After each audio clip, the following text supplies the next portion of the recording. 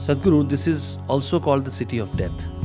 In every Hindu household, you hear that one has to come to Kashi, either to die or after one dies to do the final rites here. Why is this tradition? Why do we hear about moksha and nirvana and all those words associated with Kashi? I would love to know why Kashi is so significant and so linked with life and death.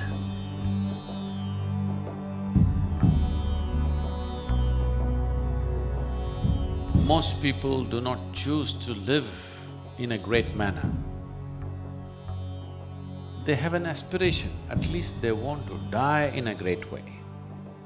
Dying gloriously means death leading not just to disposal of body, but death leading to an ultimate liberation. That little aspiration brought millions of people to Kashi to die. It almost became like a city of death. People want to die here. What is exactly death?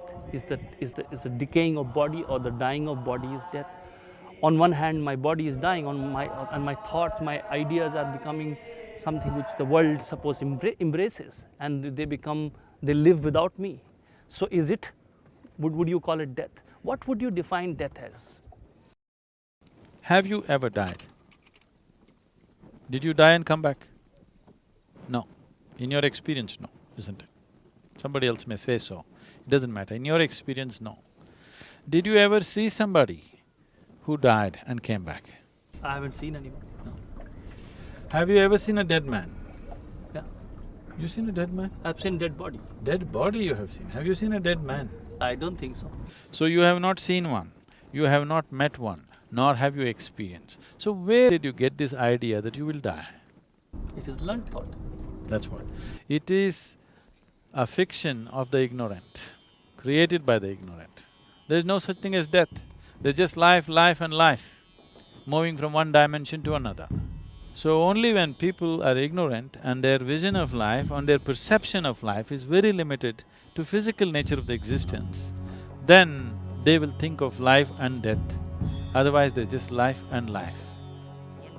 It's common knowledge that one is born. The life process, you didn't just pop out like pop and fell here like a baby. Slowly you evolved in the mother's womb, isn't it? Life slowly infused itself into the flesh, and what is your mother's flesh slowly became you because you invaded that part and that became you. It's happened slowly. So even when you die, you ever spent some time with a dead body? You will see up to 11 to 14 days, fingernails will grow, facial hair will grow. All hair will grow, but because if somebody has shaved, you can see it's growing. The prana doesn't leave the system immediately. You're dead for practical purposes. For the world, you are dead. For yourself, you are not fully dead.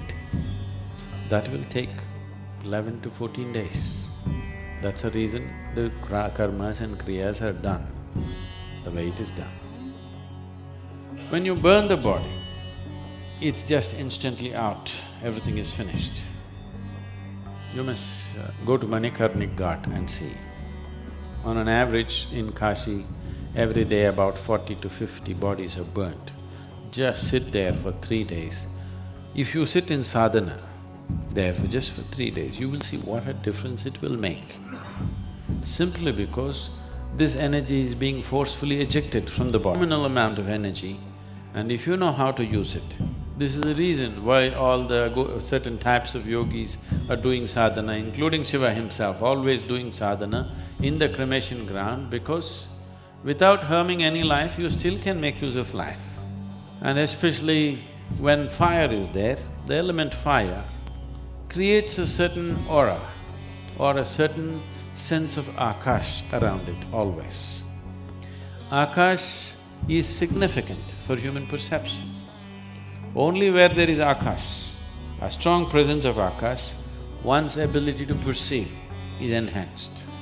So here both are happening. One thing is lot of energy being ejected out of the remaining aspect of prana is being thrown out because body is being destroyed, the foundations are being taken away, and there is fire. Together, it is a very conducive atmosphere for one who wants to know, for one who wants to heighten his own energies. So cremation grounds have always been so. Sadhguru, also one more thing one hears about and a lot is Kala Bhairav and death. I have not read much about it, but have heard a lot about it. Would like to know the connection between Kala Bhairav and death.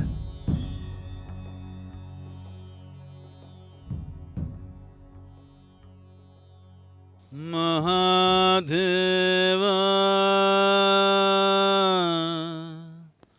Mahesh Kala Kala Bhairava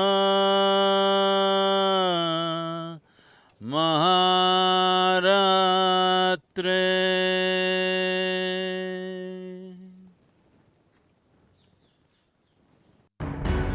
Upon hearing Brahma's lie that he had reached the very top of the eternal pillar of light, a very fierce, terrible form of Shiva emerged.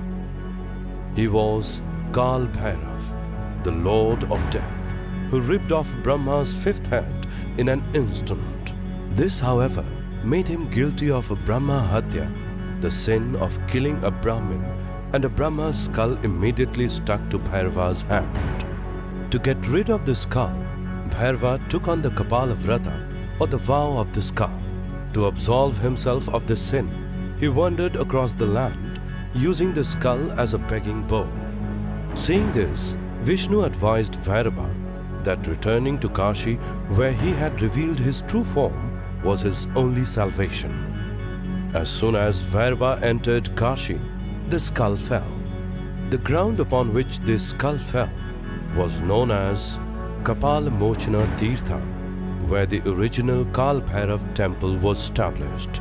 Here, Bhairava remains as Papa Bhakshana, or the sin eater, consuming all the sins of the devotees and pilgrims who came to seek refuge in him. Thus, Kashi is known as Mahasmashana, the ultimate cremation ground. Right now we are in front of Manikarnik. Right next to that is the Kala Bhairav temple. What you see there is Kala Bhairav temple. Kal Bhairav means… Bhairav is one who takes you beyond fear. Kal Bhairav is the fear of time. It is the fear of time, it's not the fear of death. Time is the basis of fear. If you had limitless amount of time, it wouldn't matter, isn't it? It is time is running out. If something happens, time is the issue. If something doesn't happen, time is the issue. That is why Kal Bhairav, if you are free from the fear of time, you are free from fear itself, absolutely. So Kal Bhairav is a deadly form of Shiva. It was guaranteed, if you come to Kashi, you will attain to mukti. It doesn't matter what kind of a lousy creature you have been all your life. So all the lousy creatures started coming because they lived badly and they want to die gloriously. So he said, there needs to be some check. So he took the form of Kal Bhairav. It's called Bhairavi Yatana. That means when the moment of death comes, for all that you have been, your whole many lifetimes plays out in a moment with great intensity. And whatever pleasures and sufferings and pains that need to happen to you will all happen. It would have spread over many lifetimes, but all that will happen to you in a microsecond, but with the kind of intensity that you cannot hold. So this is called as Bhairavi Yatana. Yatana means ultimate suffering, it's something that happens to you in hell. He will make it happen to you here. So when you want to do that kind of a job, you need a right kind of costume. Shiva put on the right kind of costume and became Kal Bhairav to create Bhairavi Yatana for you, to create such phenomenal pain that you have not imagined possible, but just for a moment, so that after that, nothing of the past remains in you.